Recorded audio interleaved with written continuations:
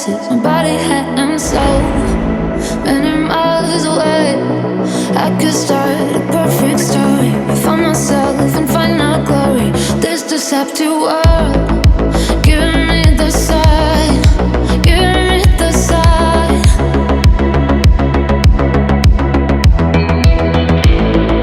Giving me the sign, giving me the sign.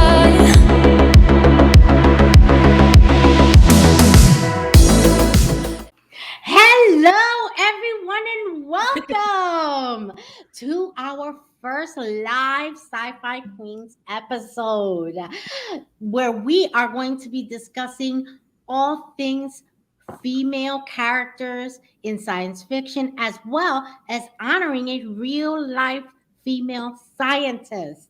Tonight, we have here a group of beautiful women. I am your host, Nita, and we have the Queen of Chaos, Navia, and we have our rebel medic, Annie, and we have the lovely and intelligent Claudia. And we're going to be talking beautiful women of Star Wars. But before we start, don't forget to subscribe, like, comment. I want to welcome everyone in our comment section. We will be getting to those comments soon. We've got sci-fi. We have all kinds of beautiful people here. We got Sarah, Cosmic Mom, United Federation of Planets, Scott Summers. We got a whole bunch of people here. Looking forward to our discussion, guys. Love it. We're gonna start with our show topics.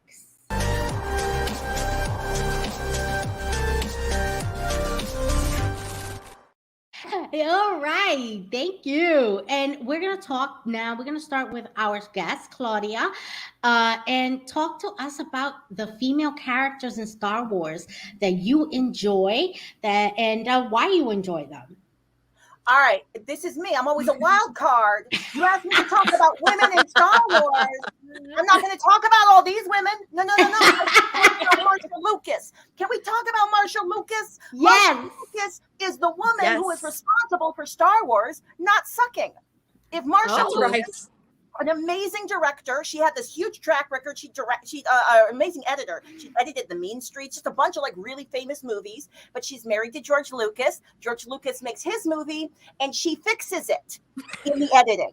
She cuts out plot points that don't work. She tightens it up. She makes it into something that people will love. We wouldn't have Star Wars if it wasn't for Marsha Lucas. Yes, thank you, Marsha. Thank you, Marsha. I'm talking about all these other women too. I'm going to hold myself back and let somebody else speak, but I could go off. We could talk about all these characters. Mm-hmm. Absolutely. Now, Annie, talk to me a little bit about your favorite female Star Wars characters. Honestly, Princess Leia is just iconic, and I'm so glad that Navia is dressed as Princess Leia tonight. I love it. That's like especially poignant because Carrie Fisher just got her star on the Walk of Fame. So I love that. Look at her; she looks so great, and she looks so fierce. So I love it. The infamous bikini. Yeah, I actually want to talk about that because I feel like that was such an iconic like feminist moment when she literally chokes out Jabba the Hutt over making her wear the damn bikini. I was like, you go, girl, like nail him, okay? But absolutely. Her, Jyn Erso, who we're going to talk about in Rogue One, really resonated with that character who had just seen so much loss and struggle in her life. And then, ends up making this giant sacrifice in order to further the work of her family, the work of the Rebel Alliance. Like, just in order to hopefully bring peace to the galaxy and make big changes that need to happen. So love it. Absolutely. Thank you, Annie. And how about you, Navia? Talk to me about one of your favorite female characters. So it used to be Leia. I used to absolutely love her, but then after watching Rogue One, I'm obsessed with Jyn Erso. I love how she just got to the point and like got on board. Was like, this is what I need to do. I will do it, and like just accomplishes everything within like the 2 hours that we have in the movie. She didn't hesitate. She didn't like fight anyone to be like, no, I don't want it. She just did it. She went in there and got the job done. I love her so much for that. Yes, absolutely. Now you guys know in Spectrum Santorum, Jason and I were the only ones alive when the first Star Trek movie came out. We proud of that, so my heart will always be with Princess Leia. But look how gorgeous, this woman is, right? And I love the fact that she aged so beautifully, and so gracefully. I think that she definitely was one of those characters that if you don't really look at the movie and see her contribution, then you're not paying attention. So many times she saved the day. She wasn't a princess who sat in a throne with a crown. Nothing against crowns, I love them. I love a listen. I would live in a tiara if you let me. But that wasn't her. She was in charge of the rebels. She was at the battlefront. She fought the good fight no matter what. I mean, let's think about it. The Empire, they were strong. Okay, they were strong. They had the numbers, they had the power, they had Darth Vader, and there you go, this little thin tiny little woman coming in, leading all these strong men and women to fight against this great power. That's iconic right there. So my heart will always be first and foremost to Princess Leia. Love her. She's classic. Definitely classic. Absolutely. Yes, absolutely. And so we're going to talk about if Annie had us doing homework. Okay, that's right. He made sure we saw The Empire Strike Back, Rogue One, The Force Awakens. Totally great movies. Totally inspired me to watch Mandalorian, Book of Boba Fett. I can't get enough. She's in it now. I'm in it. She's committed. I'm committed. And it is pretty fantastic to see all of these characters come alive, and that they continue with female characters that are strong. The Mandalorian female that's in charge. You never see her face. She's making all the armors, and she's giving Grogu tiny little armor. And I love it. Grogu, it's a tiny little armor. I know. So fantastic. But Claudia, talk to me more about the characters that you enjoy. Oh, there's so many. Here's the thing. If you had asked me this question 20 years ago, I could have answered you more easily. But progress happened. Thank the Lord, progress happened. And now I can talk to you about Rose Tico. I love me some Rose Tico. I think they did Rose Tico dirty, though, in that third movie. Didn't give her nothing to do. But in the second movie, I was liking Rose so much. Fennec Shan's my girl. Fennec Shan. Yes. Yes. Also, if I need a partner to help me run a business, Fennec all the way. Like she's got her head on straight. She knows what good idea. Absolutely. Let's see. Well, you got to love Ashoka. Come on. She's yes. And she's amazing. So such calm. a badass. Yeah, like she got the Force with her. I would be her.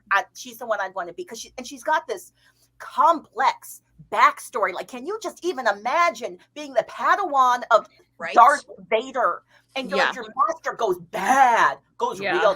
But also, like, into it, she was already not into it. She was like, the weird politics with the Empire and the Jedi. This ain't legit. I'm gonna go figure some stuff out. So I like her. I like her character, and I also like what they wrote for her too. Yes, absolutely. You gotta love that. Gotta love the Jedis, and I love that. There's so many female Jedis, female Mandalorians. I mean, it's just Star Wars, aka female characters, just popping up out of everywhere, right? Let's go to the comments and see what our wonderful commenters say.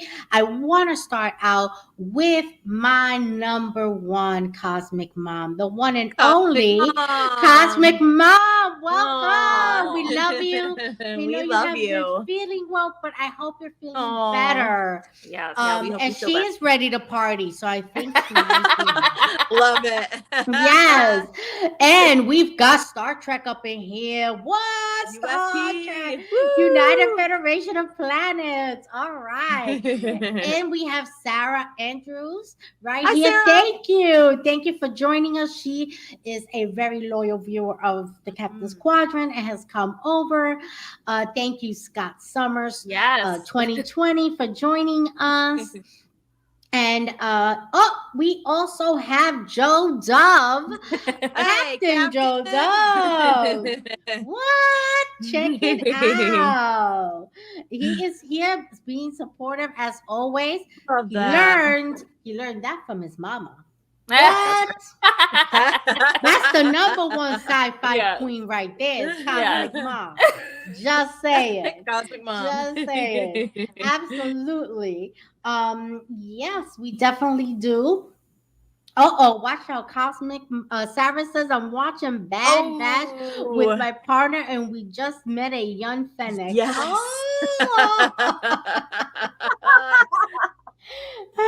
And Cosmic Mom sends her love to us. Absolutely. And we have to be seen. Yeah. Mine is Ahsoka. Okay. Yeah. Claudia, you're excited about Ahsoka. Talk to me. Educate me on Ahsoka. What's happening with Ahsoka? Like I said, I like her because she stepped away from the Jedi. She was like, I think the politics behind this aren't legit.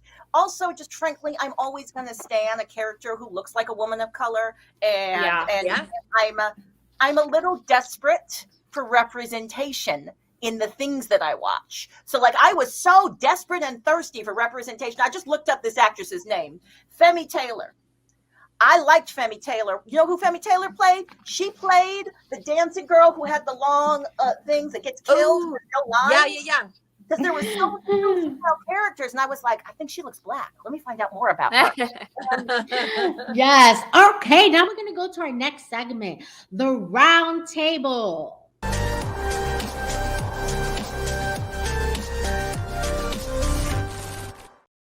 Now, ladies and gentlemen, non-binary, beautiful people, we all love Star Wars and we love the female characters, but there's good and bad in all characters. There's good and bad in how characters were written, right?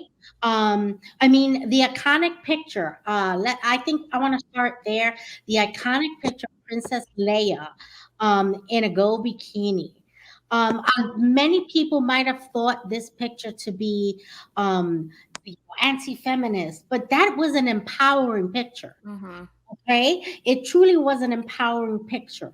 If you remember the times when this was taken, when she was wearing it, and how it affected female movements, that was an empowering picture indeed.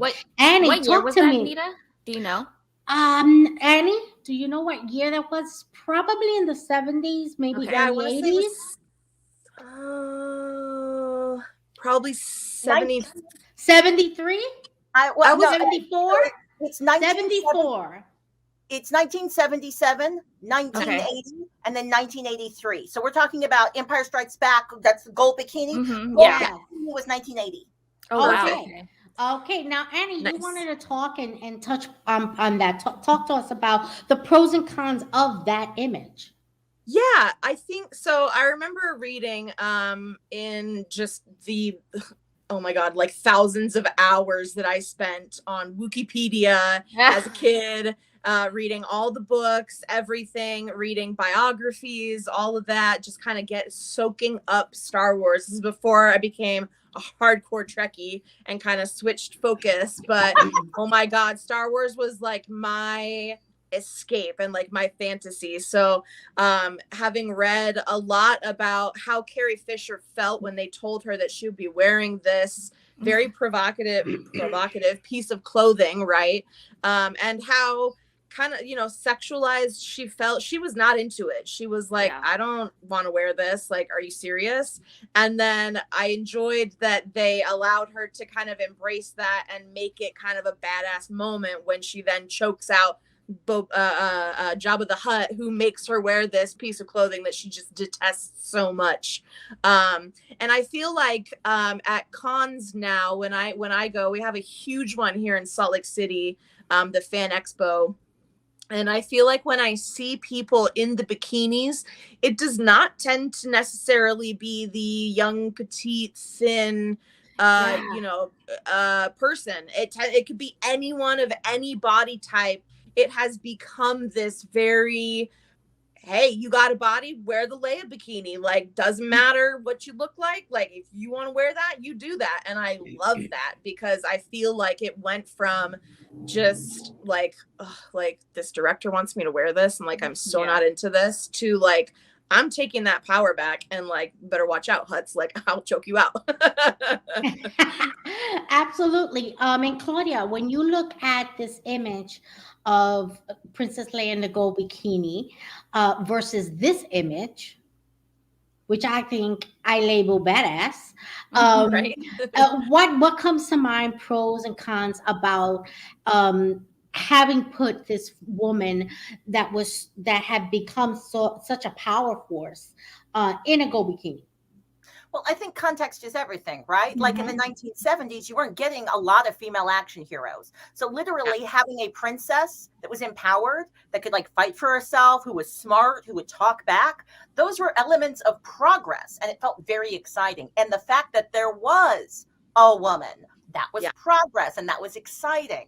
And in many times these films or TVs, they make a choice that will cater to the demographic that they want to serve. So they're trying to serve teenage boys. And exactly. Boys, a hot lady in a bikini.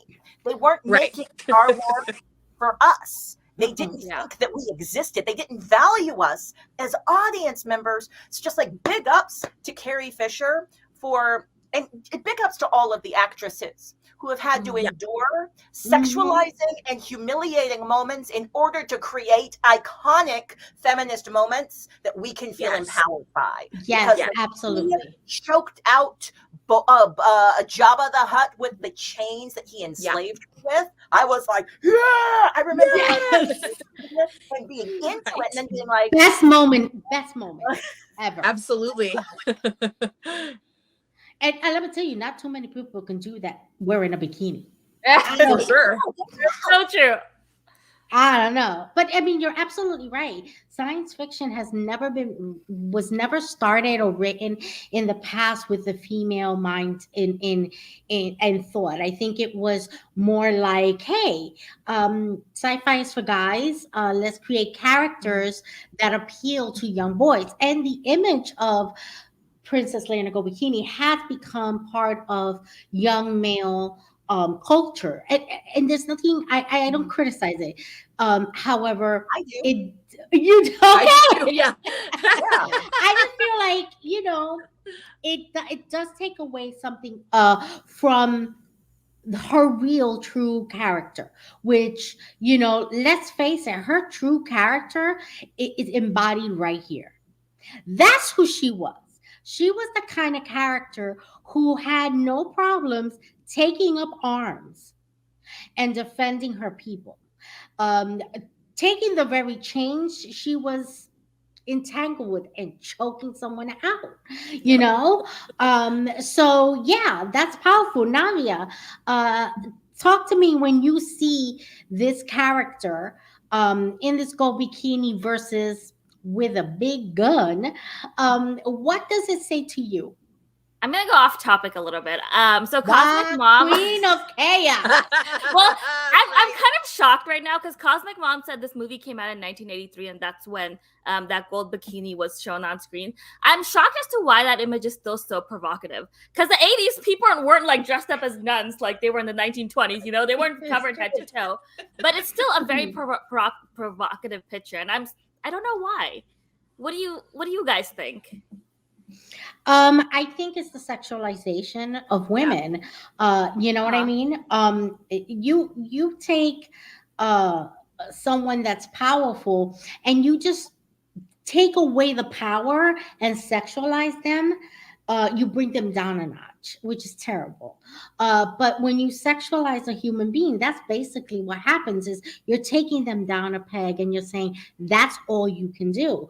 But I think that she showed differently. But also, she wasn't only sexualized. The thing that people, and I don't judge people who are like, I love the character, I love the imagery. I judge the human beings who wrote and produced that, who decided, you know what? I think that what women deserve is an image of themselves as a sex slave. Let's take the powerful, smart, empowered princess character who's literally trying to save the galaxy, and let's make her a sex slave in a bikini. And unfortunately, I feel like oftentimes I'm looking at these things and I'm loving what I can love, and I'm just ducking and weaving the parts that are designed to hurt me. Yeah. Absolutely. Agreed. And I think that that's something that that we as women struggle with, I think, for that representation. You know, throughout science fiction is let's write some characters that show us, you know, running and not wearing 6-8 inch heels, because no one runs with 6-inch heels. You break an ankle that way, okay? You know, that's not how we catch a bad guy.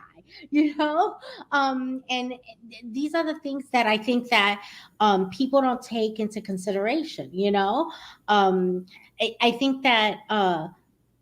And this might be a little bit off topic, and it's not a sci-fi, but Cagney and Lacey. Anybody who remembers Cagney and Lacey? Here are two police women, totally not looking very sexualized, but they're addressed the way I would imagine a female police officer would need to be dressed in order to catch the bad guys, right? And I think that that's important because they were quite successful in their show. And I think it says something. You don't need to sexualize women for women to be important or make a difference or have an impact in science fiction. Yeah. You know? I wish more producers thought about that and took that into account. Yeah. Because I feel like we see that across the board in science fiction, right? You look at, for example, like Enterprise, Star Trek Enterprise, you have all these people in like duty suits, right? That, they're all in these jumpsuits. And then you have T'Pol in this like cat suit. And I'm like, why? Okay, she's gorgeous. What the hell are you doing? Why doesn't she get a utility suit or something that's practical? She's a Vulcan. Like, it just makes sense. But no, it's to show off the human form, Well, and I blame the limitations of some white male producers' imagination. They totally. That we will respond to anything. They're like, oh, women have nothing of interest except for maybe making a man go boobs. So, right. I'm thinking of Padme Amidala. It's funny. Reflecting on Star Wars is complicated because I keep going, I love this character, and they did her dirty. I love this character, and they did her dirty. Padme, my girl Padme. That first, all those movies were bad. All those movies were bad. But after the first one, y'all, I'm so embarrassed. I spent the night outside that movie theater to see that piece of garbage movie. I was afterwards, we were like packing up our sleeping bags, being like, that was not worth it. But Padme, I was excited for Padme, and I thought that really cool things were going to happen with her character. Yeah. And George Lucas was like, okay, make girl give male ideas to do action, because men are center of plot, and that's what we got. Yeah. Yep. And then but we forget this. It was a woman who gave the idea. You may, as a man, thought that you had to execute it, which you really didn't, because I'm pretty sure the women could do it. I mean, Princess Leia showed that a gold bikini wasn't gonna stop her. I'm trying to imagine what he was thinking when he gave her that gold bikini. She's just tiny and a woman. Put her in a pretty dress for me to look at. She is now my slave, and she is the very one who killed you. You know, and I think that there's something about the idea that we as women need to have someone else, a man, to rescue us, when time and time again we see these female characters rescuing them. Yeah. Which, I love. That's one thing I loved about Leia is she's like, well, like, who are you? Like, I was making my way out of here. Yes. Like, that's like the first thing we see about her. And like all these guys, like, oh my God, Moff Tarkin, all these people are like, oh, like, okay, Vader, like, oh, of course, and they're like quaking in their boots and pooping their pants. And then she's like, wait till I get out there. You know what I mean? Like, and she's not afraid of him, like, at all, So I love that they at least gave her that. But yeah, there are definitely, a lot of the female characters got done dirty for sure. And you see, the letdown of Padme, you're not alone on that one. You know, there's a big audience of people out there thinking the same thing. She was doing some amazing, adventurous fighting, and then all of a sudden she was like, I'm gonna die because my lady part's in depression. What? I know. Like what did you write and produce, George Lucas? It begs the question, do these male writers know any women in real life? Because I don't know about any of you. Like no sometimes. I could be wrong. But my lady parts don't kill me, and my lady parts don't make me sad. I'm just putting that out there. Man. I don't know. Navia, talk to us. You too quiet, Queen of Chaos. Or you she's thinking of ways to create some chaos. Don't No, you guys are just saying everything I'm thinking. The one character that I felt really let down by was Rey. I feel like they did her really dirty with the writing. She started off so strong because in the first movie, she's so great. And then as she progresses, she becomes this person who's just madly in love with Kylo and then gives up. Why did they do that to her? Why did they do that? And why is it that when a woman falls in love, she has to be portrayed as giving everything up? Yeah. Right. Suddenly she becomes incapable. Yeah. She can't do both at the same time. You can't be in love and be like a capable person anymore. Yeah. Exactly. It's all or nothing with love, apparently. Right. Princess Leia loved Han Solo, yet she still fought for her people. Mm-hmm. Yeah. And yet they ruined it because, like, I was in my head canon, y'all. I wasn't expanded universe. I just had a lot of Star Wars head canon. I liked the idea of her and Han Solo being this amazing, like, couple, a power couple. Yeah. And then they do these movies, and they're like, "Hey, Claudia, all that stuff you had in your imagination that never happened." They had a kid. It went south. It got real weird. They broke up. They haven't talked to each other in a while. Yeah. I really liked the character Rose. I liked Rose a lot. Oh, yeah.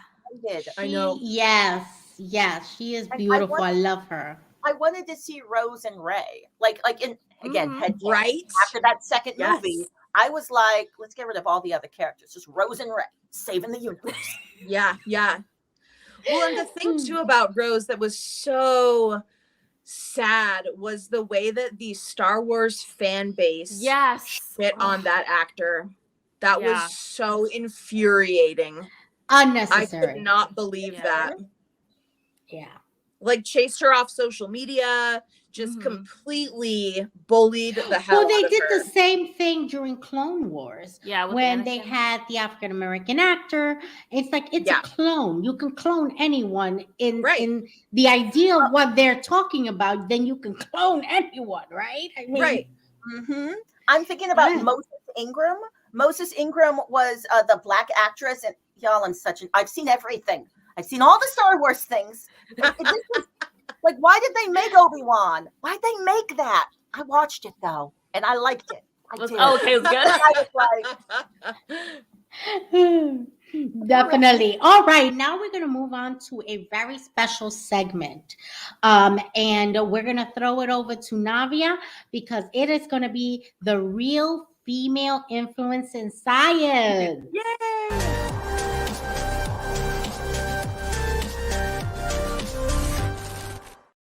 Okay, you guys don't know this, but I'm dancing with that music. Navia, take it away. Talk to me. Talk to All us. right. Tell us about these women. So I have notes. So if I look like I'm reading, I am, because I don't want to mess stuff up. I love this. But so today we're going to be talking about Dr. Sion Proctor, and I think we have a photo to put up. Yep, several photos. Yes. What a gorgeous woman. I know, she's so beautiful and absolutely amazing. She was actually suggested to us by United_Federation of Planets, who was here. So please follow them on Instagram if you aren't already. Mm-hmm. And before we get started talking about her, I want to tell you why I picked her. And it's for a purely selfish reason.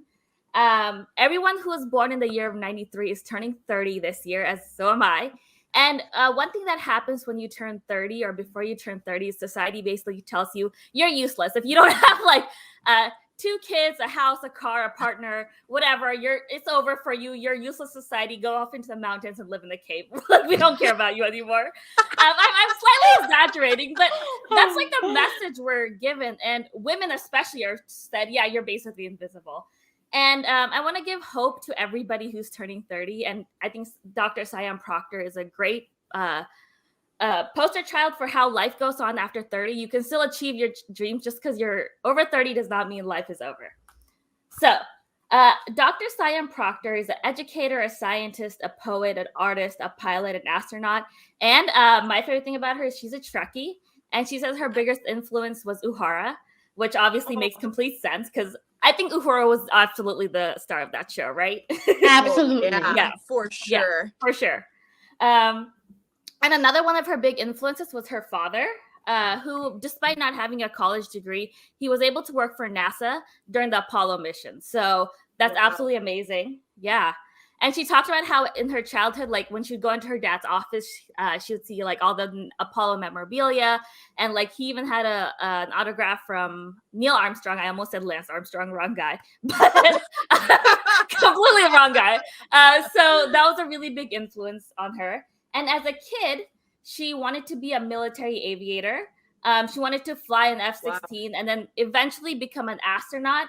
And not only become an astronaut, she wanted to be a commander and a shuttle pilot. So she was aiming low, right? Like you're a super ambitious woman. I absolutely love that. But due to the fact that she got glasses, she wasn't able to continue with that dream because apparently back then the regulation was if you didn't have 20/20 vision, you couldn't be a pilot.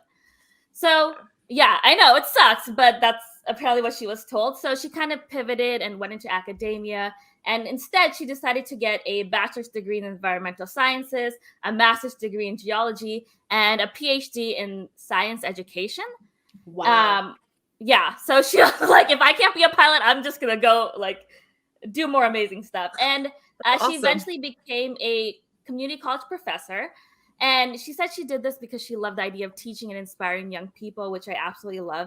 And if you guys ever listen to any of her TED Talks or any of her speeches that she does, she's absolutely wonderful. So you can really see how much she loves inspiring people. So she did that for a little bit. And then in 2009, applications that NASA opened up for astronaut positions. So one of her friends was like, hey, you should apply. And she was like, no, I'm kind of too old. Like, I don't know if I really want to do this.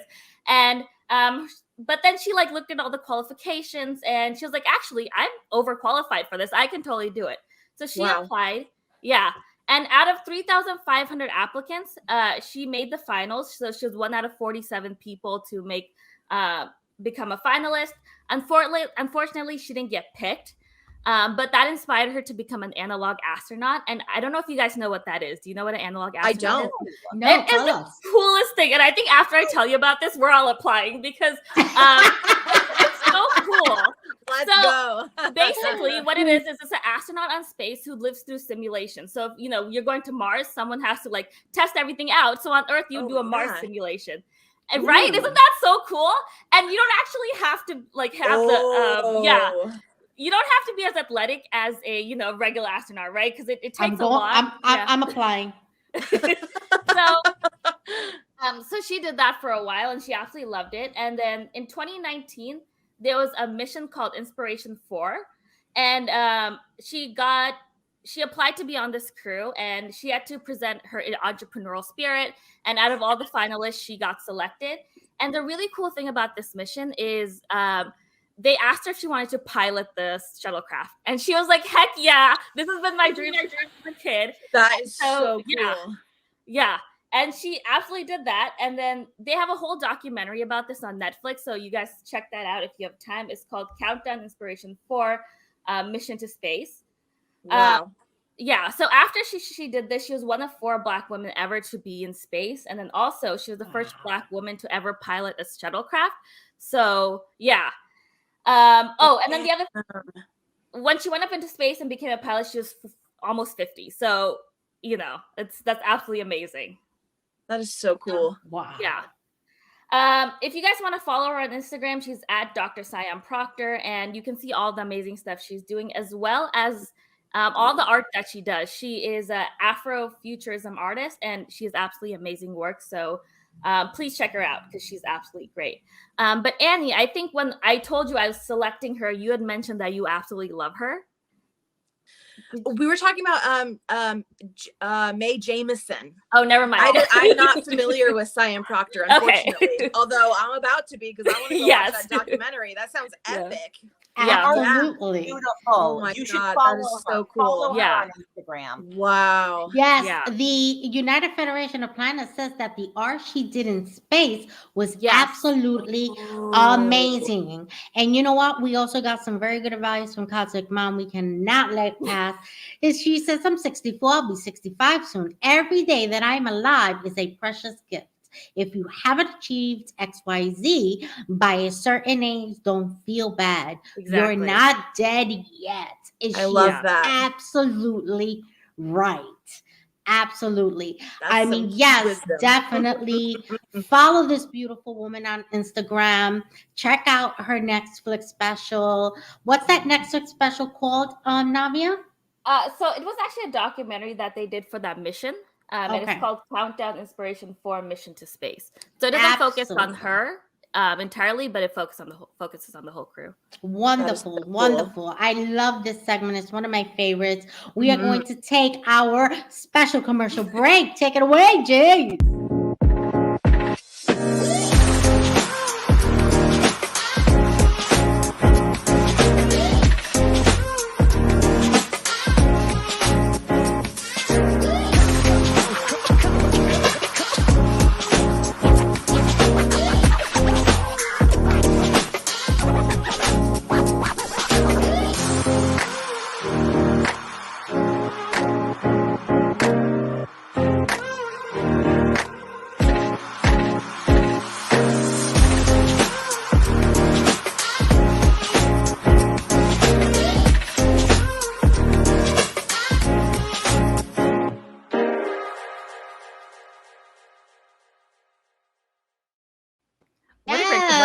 Love that. We're so proud of Jace. Yes, such a great job. We're very, very proud of Jace and all the wonderful work that he does.